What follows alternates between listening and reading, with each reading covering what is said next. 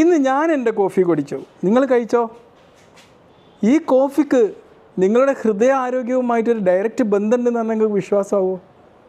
ഇത് ഞാൻ പറയുന്നതല്ല കേട്ടോ, ഒരുപാട് റിസർച്ച് എൻഡോക്രൈനോളജിയുടെ ഒരു ജേണലിൽ വന്ന റിസൾട്ട് ഞാനിങ്ങോട്ട് കോപ്പി ചെയ്ത് പറയാണ്. ഡെയിലി ഒരു 2-3 കപ്പ്. ഇന്ന് ഞാൻ കുടിച്ച എൻ്റെ കോഫി ഷുഗർ ഇടാത്തതാണ് കേട്ടോ. ഷുഗർ ഇടാത്ത കോഫിയാണ് നമ്മൾ ഏറ്റവും പ്രിഫർ ചെയ്യേണ്ടത്. എത്രയ്ക്ക് ഇമ്പോർട്ടൻ്റ് ആണ് കുറച്ച് ശർക്കരെങ്കിലും ഇടുക.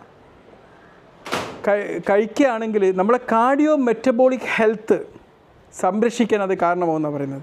അപ്പോൾ കാർഡിയോ മെറ്റബോളിക് ഹെൽത്ത് താറുമാറായി കഴിഞ്ഞാൽ ഉണ്ടാകുന്ന അസുഖങ്ങൾ ഏതൊക്കെയാണ്? ടൈപ്പ് 2 പ്രമേഹം, ഹൃദയാഘാതങ്ങൾ, പക്ഷാഘാതങ്ങൾ.